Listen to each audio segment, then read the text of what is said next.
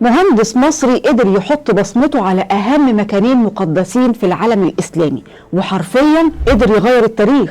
يا ترى مين المهندس ده؟ ولا أقول لكم تعالوا نحكي الحكاية من الأول خالص، حكاية المصري العبقري المنسي صاحب أهم توسعة للحرمين المكي والنبوي الشريف، المهندس محمد كمال إسماعيل، أو زي ما معروف باسم شيخ المعماريين. أهلا بيكم وبرنامج عين، وأنا علا أبو السعدات.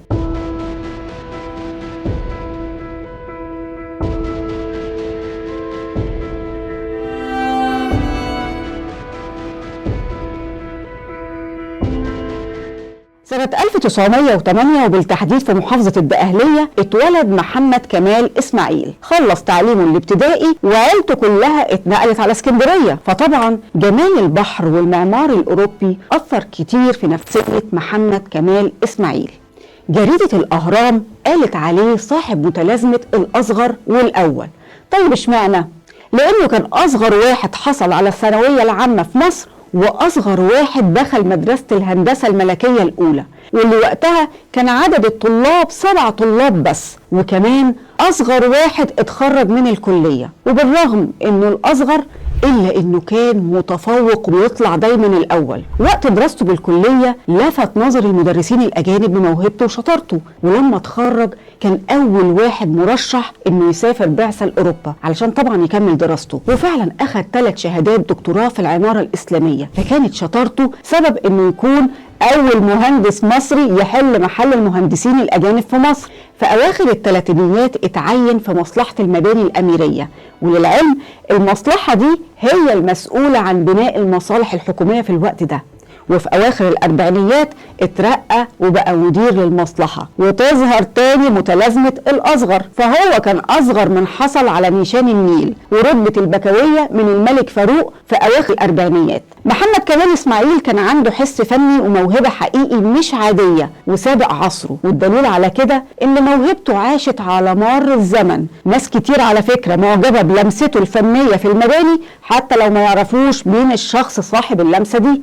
فلك أن تتخيل إن هو صاحب تصميم أهم مبنى في مصر وهو مجمع التحرير، وقرر إنه يصمم مبنى بشكل مختلف، وده لأهميته المختلفة برضه. فهو مقر بيضم أغلب المصالح الحكومية، ومستحيل تلاقي عيلة مصرية ما راحش فيها على الأقل فرد فيها علشان يخلص مصلحته. وللعلم زمان كان الشغل أصلا في المجمع كان نوع من الوجاهة الاجتماعية، فحدد ميزانية عبارة عن 1,200,000 جنيه، وده رقم مرعب وقتها. وقرر كمان مكان موقعه وشكله، وعمل تصميم انه يكون على شكل قوس وليه فناء داخلي زي الأصول القديمة اللي بتتميز بيها العمارة الإسلامية. وافتتح المجمع سنة 1951. الصراحة هو ما صممش بس مجمع التحرير، لا ده صمم دار القضاء العالي ومصلحة التليفونات ومسجد صلاح الدين بالمنيل. نيجي بقى للمهم. المهندس العبقري محمد كمال إسماعيل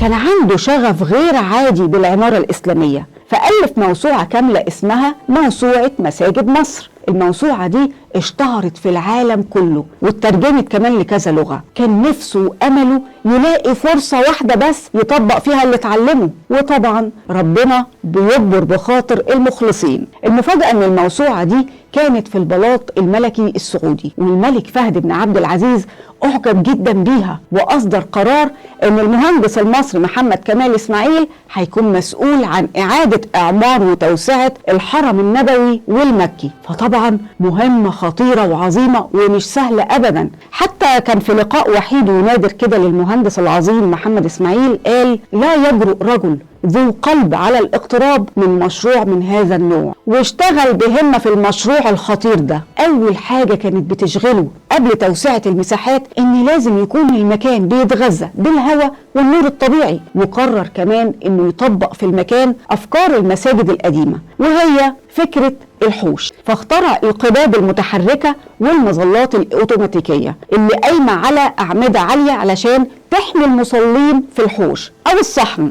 وكان مهم جدا انه يزرع اساسات تتحمل المآذن دي. الواحدة كان طولها 105 متر، وفعلا زرع أساسات استعجب منها الجميع. العبقري محمد كمال إسماعيل ما كانش بينفذ اللي في دماغه كده وخلاص، لا، كان عقله منفتح وبيسمع للجميع وبيلاحظ كل حاجة. أخد باله إن العمال بيشتكوا من سخونية الأرض، فقال لنفسه إذا كان العمال بيشتكوا فالحجاج هيعملوا إيه؟ ما عداش الموضوع ده أبدا عليه، وقعد يفتش ويدور على حل للمشكلة دي. وفعلا بعد تفحيص وتمحيص لقى نوع من الرخام اليوناني اسمه الساسوس. اللي بيميز الرخام ده إن ليه مسام دقيقة جدا بتخرج في النهار اللي امتصه طول الليل، فبكده أي حد بيحج أو يعتمر في عز الصيف يلاقي الأرض باردة. وده سر النوع ده من الرخام الطبيعي من غير أي تكييف أرضية. ولكن كان في مشكلة تانية ظهرت، إن الطلب منه إنه يستخدم نفس نوع الرخام بس في الحرم النبوي زي الحرم المكي كده. ولكن الرخام اللي تعاقد عليه المهندس وقدر يستخدمه في الحرم المكي كان تقريبا نص الكمية الموجودة في الجزيرة اللي كانت في اليونان. ما بقاش عارف هل نص الكمية الباقية هتكون لسه موجودة ولا اتباعت لأي حد تاني، لأن كان فات وقت كبير جدا، يعني سنين كتير. ما فكرش كتير وقرر إنه يسافر على اليونان، وطبعا الشكوك كانت متصدرة المشهد. ولما راح على اليونان اكتشف ان فعلا الكمية الباقية من الرخام اتباعت فعلا. حزن جدا جدا جدا وكان اليأس هيدخل قلبه، ولكن جاله الهام كده من ربنا انه يسأل عن مصير نص كمية الرخام اللي اتباعت راحت لمين، لعل وعسى يقدر يعرف يعمل اي حاجة. ومع الجري ورا المعلومة عرف ان في شركة سعودية اشترت النص التاني من كمية الرخام. طبعا فرح جدا جدا وراح جري على السعودية، ولحسن حظه او بالاصح لاجتهاده عرف ان الرخام لسه في مخازن الشركة، فبكى من شدة فرحته وحكى لرئيس مجلس إدارة الشركة الموضوع ككل، وقد ايه الرخام ده مهم جدا لتوسعة الحرم النبوي. والنتيجة ان الشركة اتبرعت بكمية الرخام اللي عندها لتوسعة الحرم النبوي، وبكده الرخام الموجود في الحرمين المكي والنبوي مش موجود في اي مكان تاني في السعودية وقتها. المهندس محمد كمال اسماعيل اجتهد كتير وحط كل خبرته وفنه وذوقه علشان يخرج بافضل نتيجة، وخصوصا في مكان مقدس جدا زي الحرم المكي والنبوي. فبعد التوسع الكبير اللي حصل ما تحسش ابدا باي نشاز هندسي او بصري في المكان. تقريبا اتوسع حوالي 50,000 متر مربع في الحرم المكي، وفي الحرم النبوي اتضاف على المسجد حوالي 95,000 متر مربع، بحيث ان بقت مساحة المسجد النبوي لوحده تساوي مساحة المدينة المنورة كلها ايام سيدنا محمد عليه الصلاة وافضل السلام. أكتر من 13 سنة عمل متواصل بميزانية عدت 18 مليار دولار، والكلام ده في الثمانينات والتسعينات، ودي أكبر توسعة للحرم المكي وقتها في خلال 14 قرن تقريبا. للأسف المهندس محمد كمال إسماعيل مش كتير يعرفوه، أو هو بطبيعته بعيد عن الأضواء والإعلام. ما كانش بيدور أبدا على مجد شخصي قد ما كان مخلص في المهمة اللي كان بيعملها، وكانت نيته خالصة لله فعلا.